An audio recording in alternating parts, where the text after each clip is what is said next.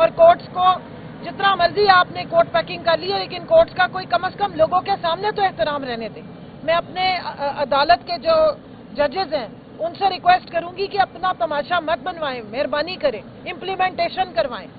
آپ کا سارا زور پی ٹی آئی پہ چلتا ہے، آپ کا سارا زور پی ٹی آئی کے لوگوں پہ چلتا ہے۔ ہم ایک دفعہ حاضر نہ ہو تو ہمارے نان اویلیبل اریسٹ وارنٹ آ جاتے ہیں کہ خواتین کی پامالی، خواتین کی بے عزتی کرنا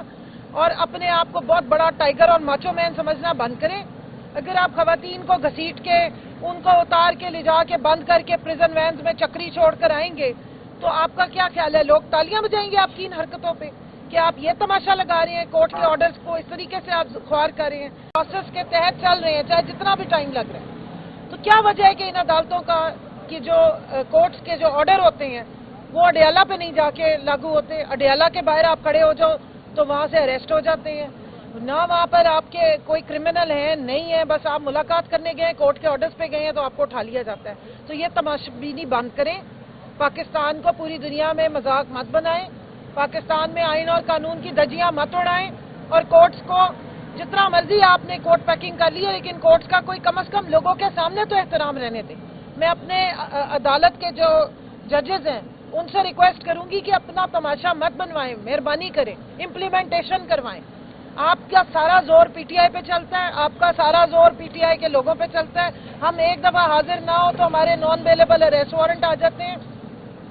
ہم دوبارہ حاضر نہ ہو تو ہمارے ضمانتیں کینسل ہو جاتی ہیں، ضامنیوں کو پکڑ لیا جاتا ہے۔ تو ذرا تھوڑا ملاحظہ کریں دوسری طرف بھی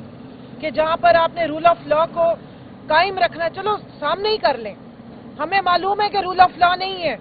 ہمیں یہ بھی معلوم ہے کہ نہ یہاں پہ اسلام چل رہا ہے نہ جمہوریت چل رہی ہے، لیکن آئی واش کے لیے ہی کم از کم رکھ لیں، آپ کی عزت احترام کا معاملہ ہے۔ تو یہی میری بس ریکویسٹ ہے اور میرا ساتھ احتجاج بھی ہے کہ خواتین کی پامالی، خواتین کی بے عزتی کرنا اور اپنے آپ کو بہت بڑا ٹائیگر اور ماچو مین سمجھنا بند کریں۔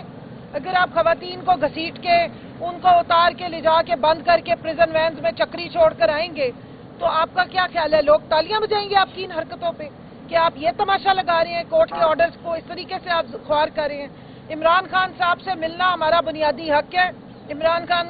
پولیٹیکل پریزنر ہیں، اس ملک کے سابق وزیر اعظم ہیں، ملک کی سب سے بڑی جماعت کے چیئرمین ہیں۔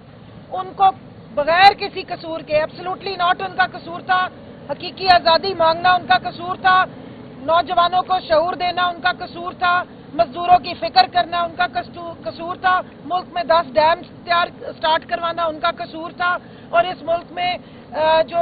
اسلامی تعلیمات کا انٹروڈکشن کرانا ان کا، اس طرح کے ان کی بہت بڑی چارج شیٹ ہے۔ اس کی بابت آپ نے 250 سے زیادہ ان پہ جھوٹے کیسز بنا دی ہیں، لیکن اس کا یہ مطلب نہیں کہ ان کے بنیادی حقوق جو جیل مینول کے مطابق بھی ان کو نہیں دیے جا رہے، ان سے بھی انہیں بھی ڈپرائیو کیا جائے، ان کی فیملی کو بھی ڈپرائیو کیا جائے، ان کی پارٹی کے پولیٹیکل لیڈرز کو بھی ڈپرائیو کیا جائے، اور ان کو ناحق سزائیں دی جائے، ناحق ان کو وہاں پہ اریسٹ کیا جائے، حبس بیضہ میں رکھا جائے، فوری طور پہ علی حمزہ کو رہا کیا جائے، اور عمران خان صاحب کی فیملی کو اور ان کے جتنے رفقا ہیں جو ان کی پولیٹیکل پارٹی کے لیڈرز ہیں سب کو ان تک ایکسس ملنی چاہیے۔ اور میں چاہوں گی کہ فیصل بھائی جو ہیں وہ بتائیں آپ کو کہ ہمارے کیسز میں چل کیا رہا ہے۔ اندر جو یہ کیس کی یہ دیکھ لیجئے،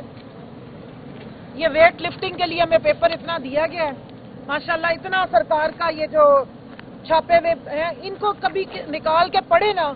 تو یقین مان لیں ان ایف آئی آرز کی کہانیاں پڑھیں تو آپ کو کوئی کامیڈی اور پڑھنے کی ضرورت نہیں رہے گی۔ یہ پوری کامک سیریز ہے، اس میں جس طرح کے الزامات لگائے گئے ہیں